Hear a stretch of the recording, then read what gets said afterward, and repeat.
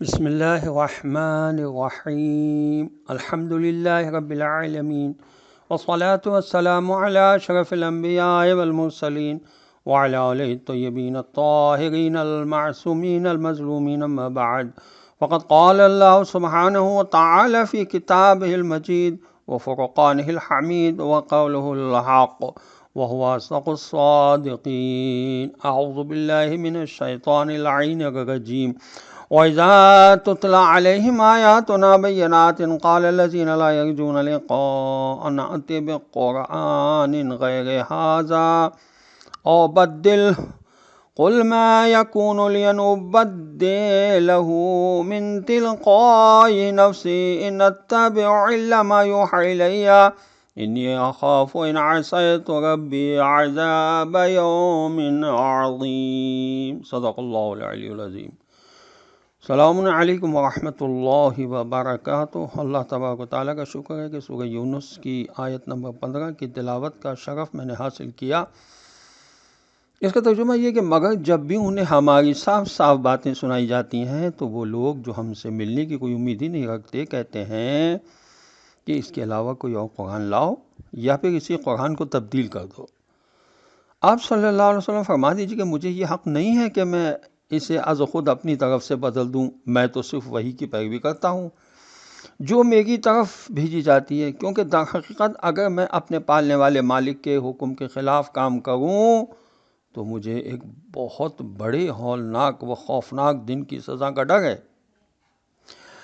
تفسیر ماجدی نے اس آیت کے ذیل میں لکھا ہے کہ جاہلیت کی اس فرمائش پر کہ قرآن کو بدل دیں، خدا نے جواب دیا کہ رسول صلی اللہ علیہ وسلم کو 40 سال تم نے دیکھا ہے کبھی کسی سے کسی طرح کی معاذ اللہ خفیف سی بھی چال بازی کی ہے؟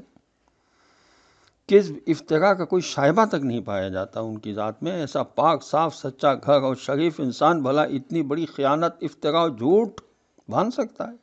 کہ اپنی تصنیف کو خدا کی تصنیف قرار دے دے؟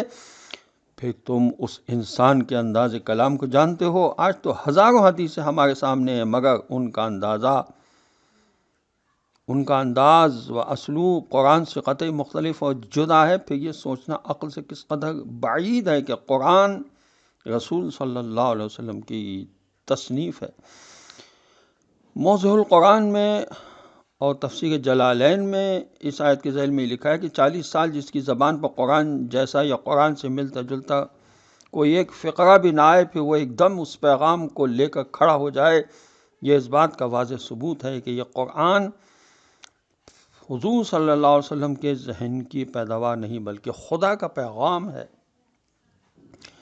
تفسیر طبیان میں لکھا ہے اس آیت کے ذیل میں کہ بدلنے کے معنی ہیں کہ کوئی دوسرا قرآن پیش کیجئے، اس قرآن کو اٹھا لیا جائے اور اس کے بجائے دوسری کتاب جو ہماری مرضی کے مطابق ہو آ جائے۔ کافروں کا یہ قول جو اس بات میں بیان ہوا ہے اس مفروضے پر تھا کہ محمد صلی اللہ علیہ وسلم جو کتاب پیش کر رہے ہیں وہ خود ان کے دماغ کی تصنیف ہے۔ خدا کی طرف اس کتاب کو صرف اس لیے منسوب کر رہے ہیں تاکہ اس کا وزن بڑھ جائے، اس لیے کہہ رہے ہیں کہ اے محمد صلی اللہ علیہ وسلم تم نے یہ توحید اور آخرت اور اخلاقی پابندیوں کی بحث کیوں چھوڑ دی؟